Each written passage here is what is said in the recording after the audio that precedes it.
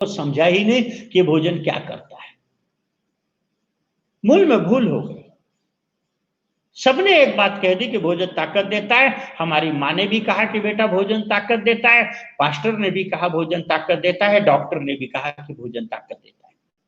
धैर्य के साथ मेरी बात को समझने की कोशिश कीजिएगा मेरे मित्रों, क्योंकि जो विषय मैं जानता हूं, जो मैं आज बताने आपके सामने आया हूं, मैं जानता हूं इतना साधारण बात नहीं है। सभी कहते हैं कि शरीरम व्याधि मंदिरम, ये शरीर है, रोग तो रहेगा ही रहेगा, परंतु हम दावा करते हैं कि अगर मेरी बात को आप ध्यान से सुन सके और मेरी बात को आज समझ सके, मैं प्रश्नोत्तर के लिए भी रहूंगा। कल मैं फिर चर्चा आपसे एक बार करूंगा आगे के विषय में। अगर आज कुछ विषय रह गया, कल मैं फिर चर्चा करूंगा आपसे, क्योंकि न केवल शरीर बल्कि मन और बुद्धि की भी चर्चा हम लोग कर रहे हैं। मूल में भूल हो गई कि हमें गलत पढ़ा दिया गया। न केवल माँ ने गलत पढ़ाया था, बल्कि मास्टर और डॉक्टर ने भी पढ़ाया था गलत, क्योंकि मूल में भूल हुई थी। क्योंकि डॉक्टर और मास्टर, इन दोनों की पहली गुरु मां होती है,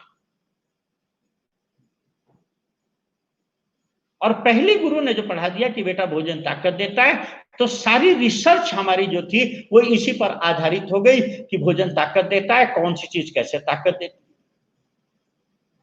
हमने कभी इस विषय को समझने की कोशिश नहीं की। मैंने उपनिषदों को उठाया, वेदों को उठाया पढ़ने के लिए। आप में से जो वेदों के ज्ञाता होंगे, संस्कृत के ज्ञाता होंगे, वेदों में ऐसा आया कि अन्नम अशितम त्रेधा विद्यते, छांदोग्योपनिषद में ऋचा है, आचार्य लिखता है कि अन्नम अशितम त्रेधा विद्यते, जो हम खाना खाते हैं ये तीन काम करता है।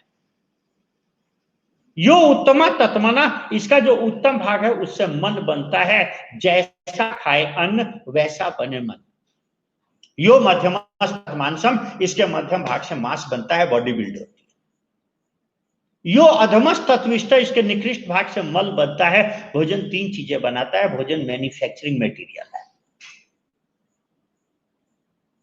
आप चाहेंगे तो हमारे पास